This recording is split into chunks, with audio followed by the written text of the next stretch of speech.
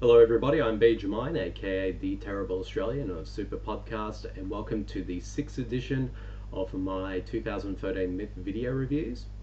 For this one, I'm going to be talking about the documentary The Act of Killing, and as well as the psychological thriller Magic. So let's get right into it. So I got my trusty MIFF program guide, as I've been using for the last few videos, and here is what the film The Act of Killing is about. The Act of Killing. In this bizarre, brilliant, and unsettling film, Joshua Oppenheimer presents a chilling journey into the minds of mass murderers. His subjects are small-time gangsters and avid fans of film and pop culture, who became death squad leaders during the anti-communist purges following the 1965 Indonesian military coup.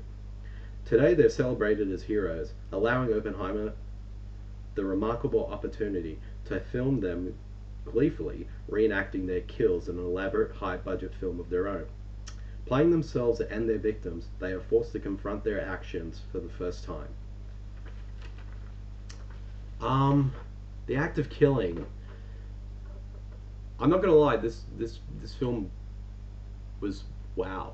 This is an incredible film, and it's unlike any other type of documentary I have seen in a very long time. It's definitely one of the most powerful, disturbing, and chilling films I've seen in quite a while. Not in sort of like there have been other sort of very disturbing films, but there was something about this one. But what this film looks at is so disturbing and very chilling, and it's one of those things where I just couldn't believe what I was seeing. It's a movie that really has to be seen to be believed, and I was just gobsmacked throughout the entire film. And there's actually two versions of this film. There's a 2-hour version, which is sort of doing the sort of theatrical rounds at the moment, but the version we had at this festival, and this is the version that's been used in a lot of the festival circuit, was the 2-hour and 40-minute version, which was director's cut that Joshua, the film's director Joshua Oppenheimer, wanted us all to see. And it is long, like it is a long film, and I can definitely see why some people might have problems with it being at that length, saying it might structurally it's problematic, or it's a bit bloated, or it sort of goes over some of the themes and messages that we've already seen before in the previous film. But to be honest, I just found that stuff never bothered me at all. I just found it so engaging and so gripping as a film, and it's just so interesting just to see. It's such a fascinating film. It's so bizarre, but it's just, to be honest, I was just really have not that many words for it. It's one of those films that just has to be seen. Like, if there's one film that needs to be seen, it's this one. And I think it's a very important film. It's a film I think everyone should see. And it's interesting because you meet these people, one of which I had to write my notes down, so I just we sort of meet these these gangsters, and we sort of get to know them over the course of the film, and the way how they're sort of treated in their home country. Despite like killing over 1 million people, they're treated as heroes. Like, wherever they go, the people love them. They go on television shows, and people give them high praise for what they did, and it's very disturbing when you see that. But one in particular is one gangster in particular, who's sort of kind of our more main focus of the film, and his name was Anwar Congo. He was interesting because it's interesting.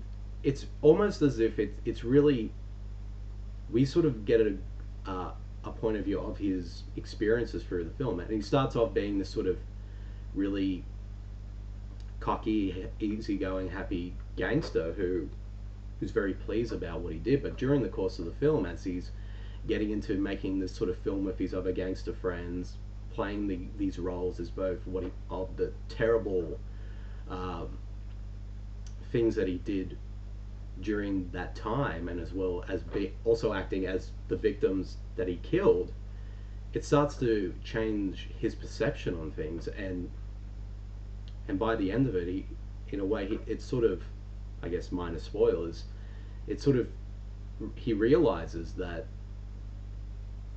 of the consequences of what he did, and it's interesting because earlier in the film he sort of says that he had, since that time, he's had nightmares, but he's never, about that whole time, but it's never really bothered him. But now having to live making this film that him and his buddies are making, it just becomes an entire realization to him of what he did, and it's so compelling. And I have to admit as well, like, and this is one of the things that has surprised me most about the film, is that it's also can be quite funny at times.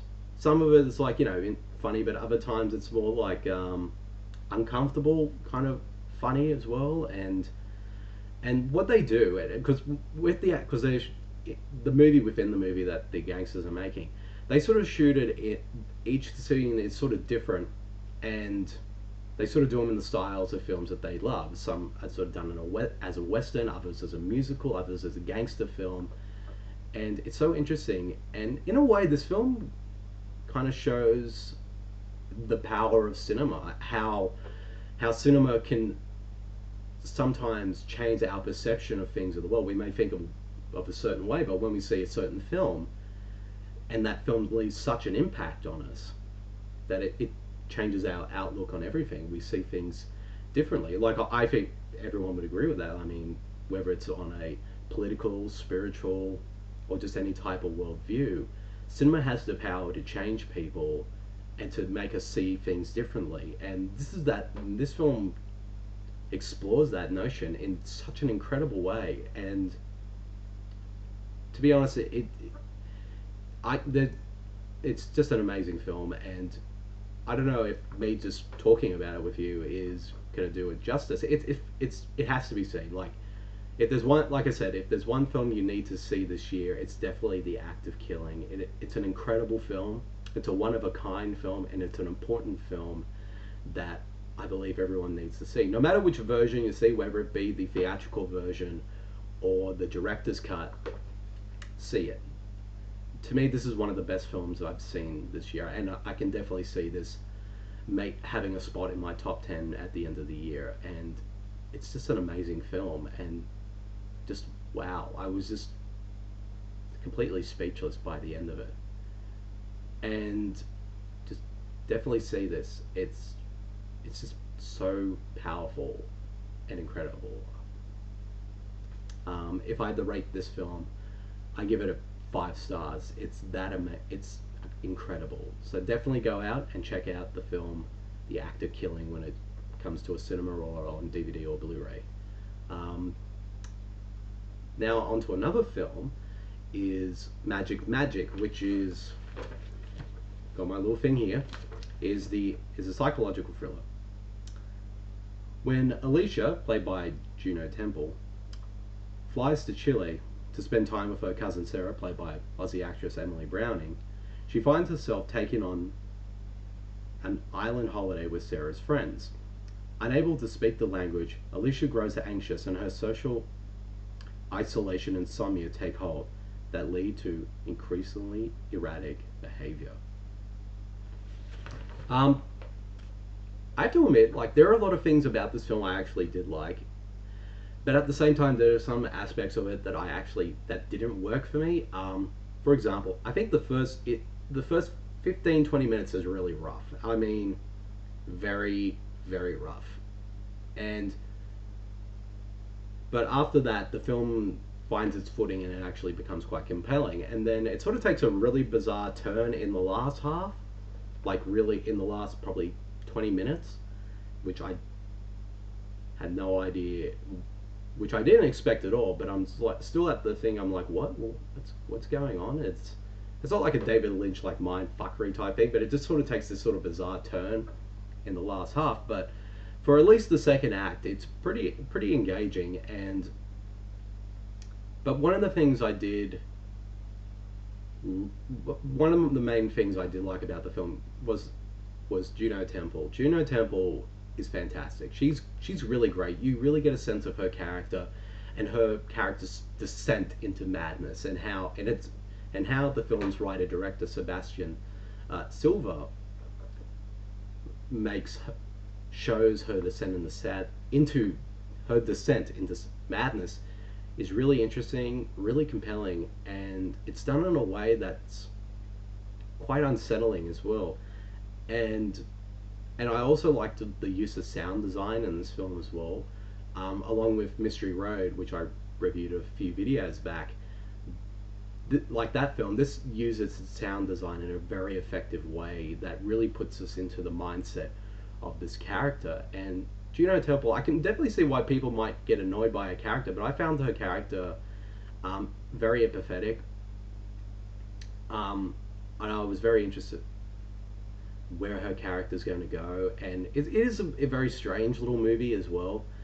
And the supporting cast are sort of, their characters aren't really likable at all, and that might hurt the film a bit, but I think the actors who played them sort of played them very well. And one in particular is Michael Cera. Yes, Michael Cera from Arrested Development and Scott Pilgrim is in this film as well. And he's definitely a highlight of the movie. His character is weird, like really, really weird and bizarre. And he brings sort of a lot of the film's humor, but he also has these really creepy vibe about him as well. That works. And I was sort of thinking during the film, I don't know whether if I like or didn't like his performance, but sort of the more I think about it, it actually is a pretty good performance and also a bit of a departure for him as well. And yeah, and it's a strange film. I can definitely see a lot of people loving this film, but but it is one I can definitely see most people either liking or hating it. I'm sort of mixed on it myself. I think there are some aspects, like I said, I think the first half is rough. The third half is a bit bizarre, but the middle section is pretty good, and there's some other sort of little flaws with it as well. But for the most part, I was pretty much engaged by it, and as well, it has the performances definitely made it a compelling watching for me. And it was, and I will say this, my audience which I saw it with, I honestly thought this would be the type of movie that would send people like walkouts or something, because it just seemed like that kind of movie. But nobody walked out during the movie, and that's very rare. And if usually one or two people walk out or more, depending on the film, but not everyone stuck around. And